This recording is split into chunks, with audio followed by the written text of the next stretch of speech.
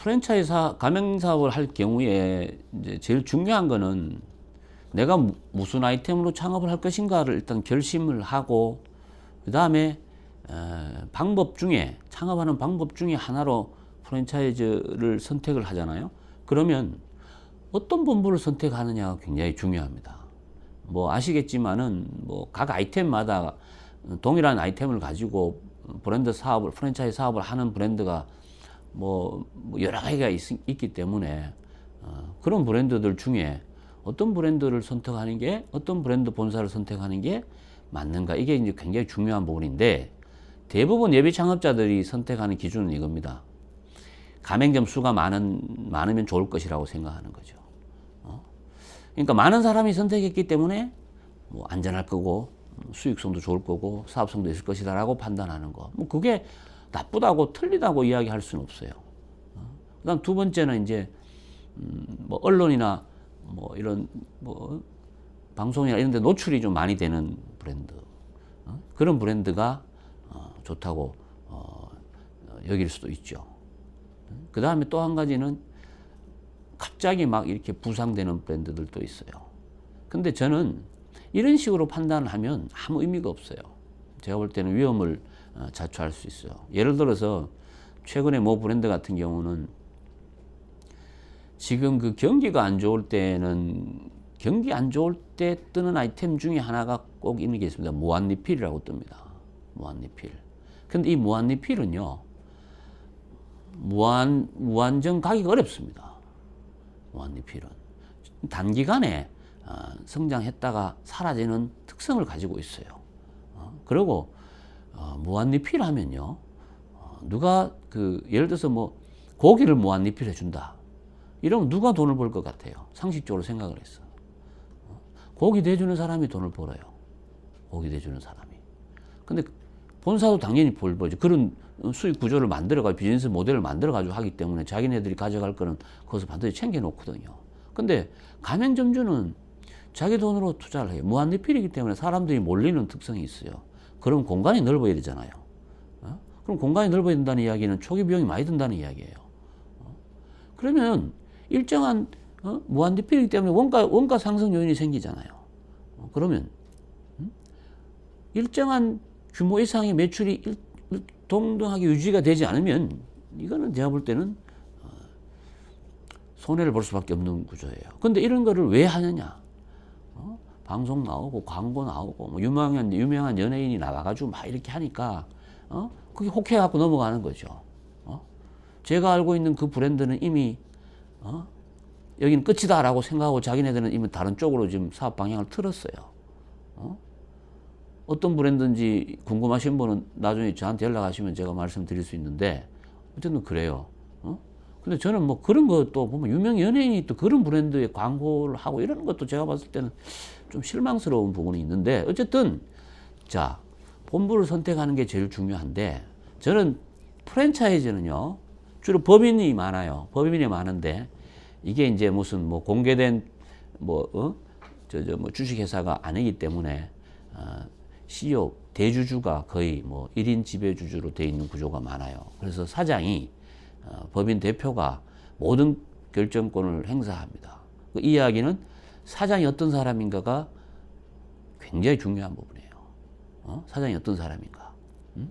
그 다음에 저 회사가 한 가지 브랜드를 하고 있는지 여러 가지 브랜드를 하고 있는지도 동시에 볼 필요가 있고요. 그 다음에 반드시 본사를 방문해 봐야 돼요. 본사를 방문해 봐서 사장하고 본사 대표하고 반드시 면담을 한번 해봐야 됩니다. 근데 사장실에 들어가 보면 물론 그 전에 이 회사가 어떤 회사인지를 기본적으로 하려면 홈페이지도 보고 인터넷 검색해 가지고 그 브랜드 치면은 관련 연관 뭐 기사나 이런 게 뜨지 않습니까? 그런 걸 종합적으로 또 판단해 보고, 그 다음에 뒤에 내가 따로 말씀드리겠지만 공정거래위원회 홈페이지 들어가 가지고 정보공개서라는 것도 보고 이런 걸 하고 난 다음에 본사 방문해갖고 사장 만나고, 근데 가보니까 사장실이 너무 커. 가보니까 가구도 너무 번질번질하고 멋있고, 뭐 옆에 뭐 골프백도 서 있고 막 이러면은, 근데 차도 보니까 뭐 외제차고 이러면요, 제가 볼 때 그건 더 이상 고민할 필요 없어. 그냥 돌아서 나오면 돼요. 왜? 그 돈이 다 누구 돈인데요? 가맹점주들 돈 갖고 다 그 짓을 하는 거잖아요. 내가 볼 때 이거는 잘못된 거다. 반드시 가봐야 돼요. 그 다음에 가맹점을 또 가봐야 돼요.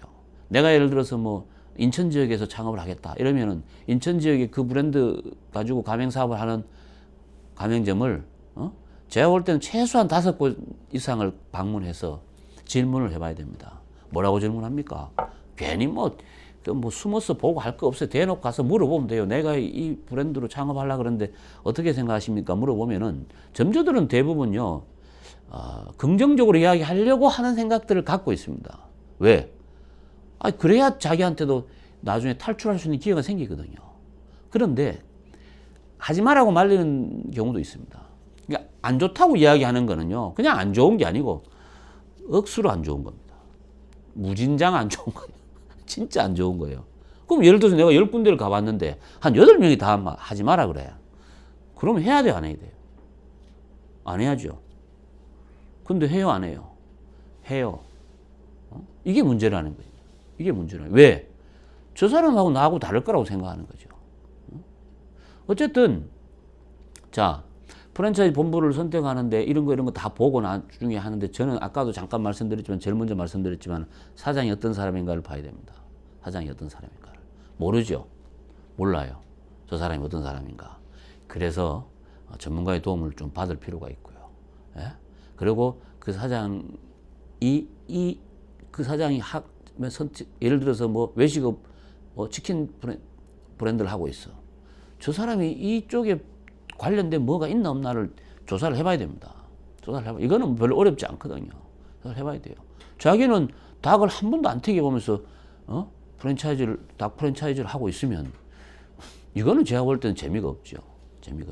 이런 부분들을 좀 보고 최종적으로 선택을 하시는 게 좋고요. 본사 방문했는데 그 뭐 직원들이 적극적으로 막 이렇게 회유를 한다든가 이러는 거는 제가 볼 때는 좀 피하는 게 좋고요. 반대로 좀 까칠하게 구는 데 있어요.